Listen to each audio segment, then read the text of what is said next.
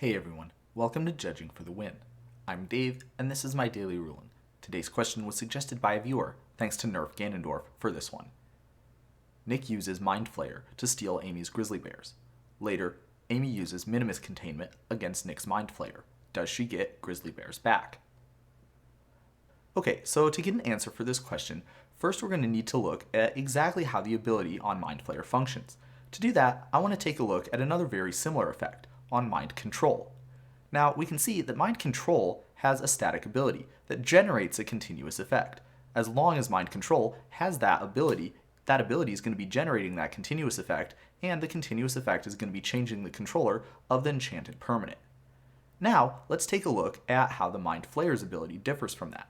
Mind Flayer has a triggered ability, and when that triggered ability resolves, it's going to set up a continuous effect that affects a specific permanent for a specific duration.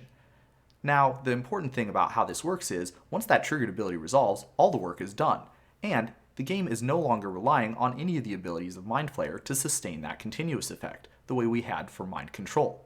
That means that even if Mind Flayer loses all of its abilities, the continuous effect has already been set up, and it's going to continue to function and continue to apply to the exact same permanent, even though the triggered ability that set up that continuous effect no longer exists.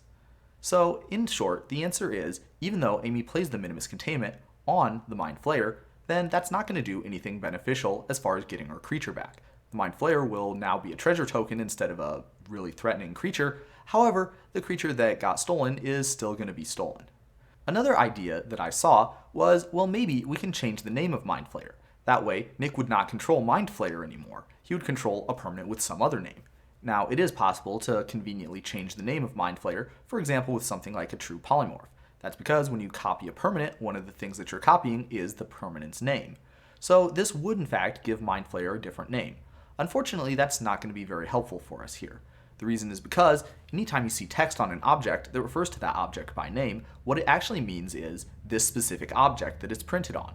And that means that when that triggered ability set up the continuous effect for Mind Flayer, it wasn't saying, as long as you control Mind Flayer, it was saying, as long as you control this specific permanent that the ability originated from. This is the same reason why if your opponent uses 2 Mind Flayers to steal 2 of your creatures and you kill one of them, then you're not going to get both your creatures back, only the one that's associated with the Mind Flayer you killed. Now, if you are interested in some ways that you could get the creature that Mind Flayer stole back from you, well, you're in luck. I made a video on that a while back, and I recommend you check it out. But that's all I have for you today. How did you do? Join me again tomorrow for another daily ruling, but until then, I hope you have a great day.